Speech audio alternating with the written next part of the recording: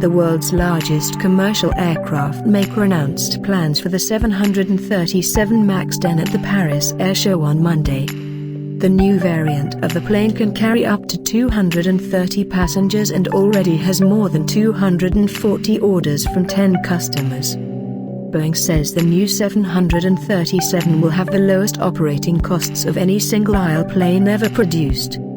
The MAX 10 will provide customers with even more flexibility in terms of airplane range and higher seat count, Chief Executive Dennis Muilenburg told the BBC. Stepping up production.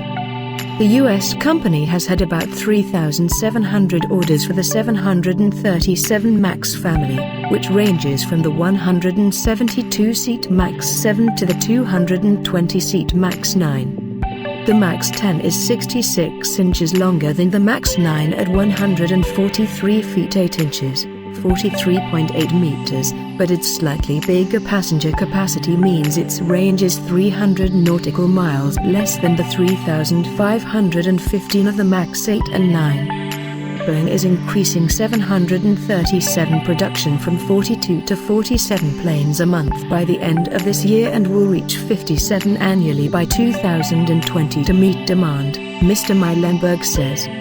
The 737 competes with the Airbus A320neo family of jets that the European manufacturer introduced last year, which has had about 4,600 orders.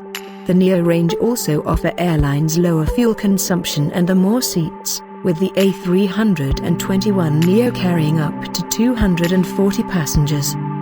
Boeing is also evaluating demand for a new plane that would sit in between the largest 737 variant and the 787 Dreamliner, and come into service in about 2024-25 if it goes ahead. Mr. Muilenburg said the aircraft being planned would have a range of about 5,000 nautical miles and carry in the region of 230 passengers, about 100 fewer than the biggest version of the Dreamliner.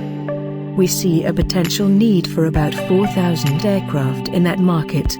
We have time to figure it out and build the business case so we get it right. New markets. The Boeing boss said there was an estimated demand for about 41,000 new commercial planes over the next 2 decades.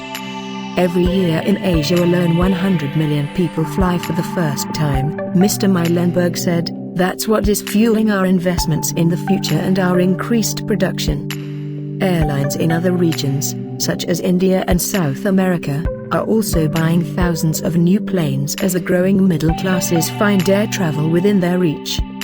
Although Boeing and Airbus have the lion's share of the global commercial aviation market, they are facing competition from the likes of Bombardier of Canada, Brazil's Embraer and even lesser-known manufacturers such as Comac of China and Russia's Irkut. However, Mr. Muilenburg is not too concerned about the threat posed by these upstarts. Aerospace is outpacing global GDP, so we should expect new competitors. In the long run, competition makes us better. It drives innovation.